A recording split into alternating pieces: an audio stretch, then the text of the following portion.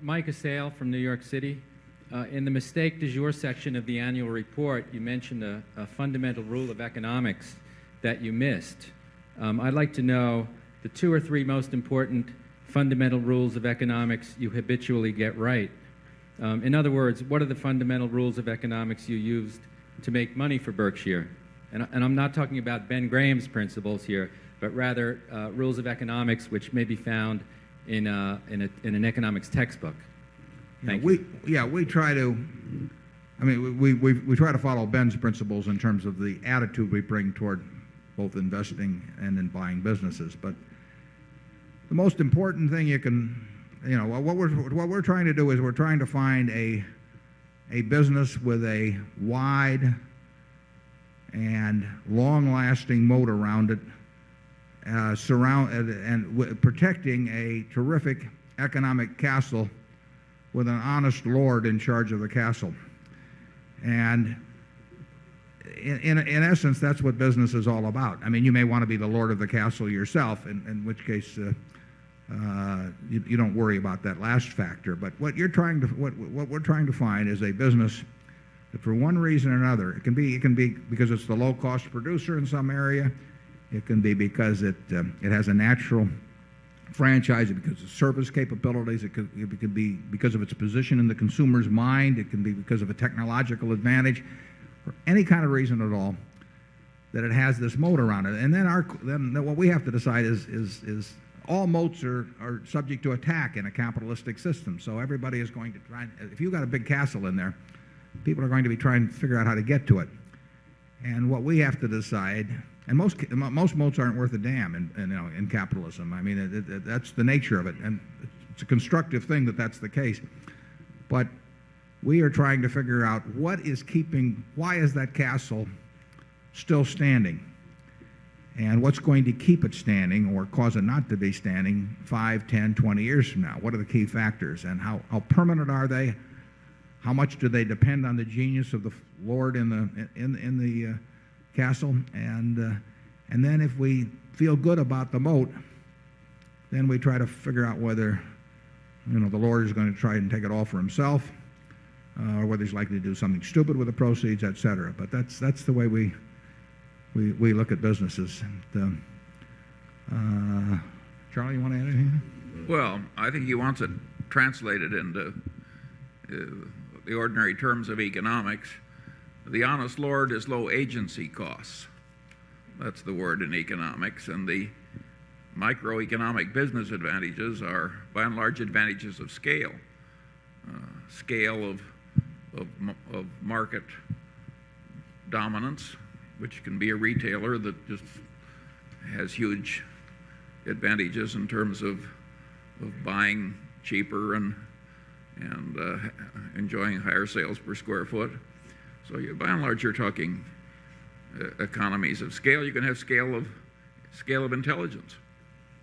In other words, you can have a lord with enough extra intelligence that he has a big advantage. So by and large, you're talking scale advantages and low agency costs.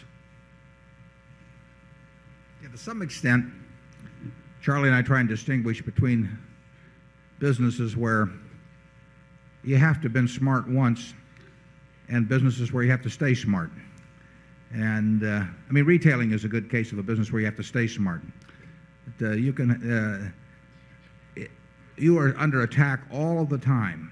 People are in your store. If you're doing something successful, they're in your store the next day trying to figure out what it is about your success that they can transplant and maybe add a little something on in their own situation. So you cannot coast in retailing.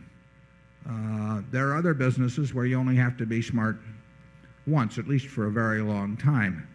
There was once a Southern publisher who was doing very well with his newspaper, and someone asked him the secret of his success, and he said, monopoly and nepotism. And he wasn't so dumb. He didn't have any illusions about himself. And if you had a big network of television affiliate station 30 years ago, there's still a major difference between good management and bad management. I mean, a major difference. But you could be a terrible manager and make a fortune, basically, because the one decision to own the network TV affiliate overcame almost any deficiency that existed from that point forward. And that would not be true if you were the first one to come up with some concept in retailing or something of the sort. I mean, you would have to be out there defending it every day. Ideally, you know, is you want terrific management at a terrific business, and that's what we look for. But as we pointed out in the past, if you have to choose between the two, get a terrific business. Charlie, any more? No. Chairman, most company Berkshire invest at this time are not in high technology sector. What we have seen in the last few years, that there seems to be a significant growth both in sales and earnings of the high technology area. And also what your shareholder believe, that the times are changing from a brand name to high technology. My question is, can someone apply your investment principle, business philosophy, and your discipline in life to build a portfolio of, say, 5 or 6 high technology company? Let's call it Berkshire Hathaway Technology Fund. Well, I think it would sell. The question about Charlie and I won't be able to do it. Charlie probably understands high tech, but you can see how hard it is to get any information out of him. So he hasn't told me yet. We try not to get into things that we don't understand. And if we're going to lose your money, we want to be able to come before you, next year and tell you we lost your money because we thought this and it turned out to be that. We don't want to say, somebody wrote us a report saying if, this is what's going to happen in some field that we don't understand and that therefore we lost your money by following someone else's advice. So we won't do it ourselves. I think that I think Ben Graham's principles are perfectly valid when applied to high-tech companies. It's that we don't know how to do it, but that doesn't mean somebody else doesn't know how to do it. My guess is that if Bill Gates were thinking about that he understood and that I didn't understand, he would apply much the same way of thinking about the investment decision that I would. He would just He would just understand the business. I might think I understand Coca-Cola or Gillette, and he may have the ability to understand a lot of other businesses that seem as clear to him as Coke or Gillette would seem to me. I think once he identified those, he would apply pretty much the same yardsticks in deciding how to act. I think he would act. I think he would have a margin of safety principle. It might be a little different because there's essentially more risk in a high-tech company, but he would still have the margin of safety principle on a sort of adjusted for the mathematical risk of loss in his mind. He would have he would look at it as a business, not as a stock. He would not buy it on borrowed money. I mean, a bunch of principles would be carried through.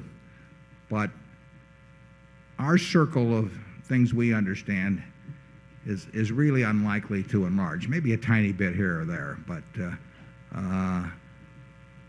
if the capital doesn't get too large, the circle's okay. I mean, but we will not. If we have trouble finding things within our circle, we will not enlarge the circle.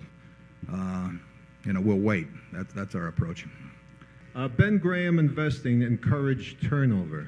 Looking at Berkshire's holdings, concentration, and long term, are you still a 15% Phil Fisher and 85% Graham? I don't know what the percentage would be. I'm 100% Ben Graham in those 3 points I mentioned earlier, and those really count. I was very influenced by Phil Fisher when I first read his 2 books back around 1960 or thereabouts, and I think that they're terrific books. I think Phil is a terrific guy. So I think I probably gave that percentage to, I I think I first used it in Forbes one time when Jim Michaels wrote me, and I think it was one of those things I just named a number. But I think I'd rather think of myself as being a sort of 100% Ben Graham and 100% Phil Fisher, in the points where they don't, and they really don't contradict each other. It's just that they had a vastly different emphasis. Ben would not have disagreed with the proposition that if you can find a business with a high rate of return on capital that can keep using more capital on that's the best business in the world. And of course, he made most of his money out of Geico, which was precisely that sort of business.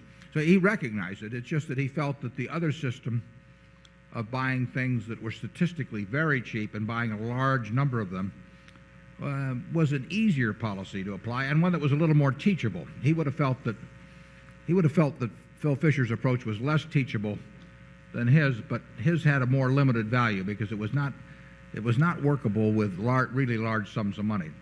At Graham Newman Corp was a closed-end fund. It was technically an open-end fund, but it had $6 million of net worth, and Newman and Graham, the partnership that was affiliated with it, had $6 million. So you had a total pool of $12 million. Well, you could go around buying little machine tool stocks in machine tool companies, whatever it might be, that all statistically cheap, and that was a very good group operation. And if you own a lousy business, you have to sell it at some point. I mean, if you own a group of lousy businesses, you better hope some of them get taken over or something happens. You need turnover. If you own a wonderful business, you don't want turnover, basically. Charlie? What was interesting to me about the Phil Fisher businesses is that a very great many of them didn't last as wonderful businesses. One of his businesses was Title Insurance and Trust Company, which dominated the state of California. It had the biggest title plant, which was maintained by hand, and it had great fiscal solvency and integrity and so forth. It just dominated a lucrative field. And along came the computer. And now you could create, for a few $1 million, a title plant and keep it up without an army of clerks. And pretty soon we had 20 different title companies, and they would go to great big customers like big lenders and big real estate brokers and pay them outlandish commissions by the standards of yore, and bid away huge blocks of business. And in due course, in the state of California, the aggregate earnings of all the title insurance companies combined went below zero, starting with a virtual monopoly. So what looked like a monopoly. Very few companies are so safe that you can just look ahead 20 years. And technology is sometimes your friend and it's sometimes your bitter enemy. If Title Insurance and Trust Company had been smart, they would have looked on that computer, which they saw as a cost reducer, as one of the worst curses that ever came to man. It probably takes more business experience and insights to some degree to apply Phil Fisher's approach than it does Graham's approach. The only problem is you may be shut out of doing anything for a long time with Ben's approach, and you may have a lot of difficulty in doing it with big money. But if you strictly applied, for example, his working capital test to security, it will work. It just may not work on a very big scale, and there may be periods when you're not doing much. Ben really was more of a teacher than he had no urge to make a lot of money. It did not interest him. So he really wanted something that he thought was teachable as a cornerstone of his philosophy or approach. And he felt you could read his books sitting out here in Omaha and apply buying things that were statistically cheap, and you didn't have to have any special insights about business or consumer behavior or anything of the sort. And I don't think there's any question about that being true, but I also don't think you can manage lots of money in accord with it.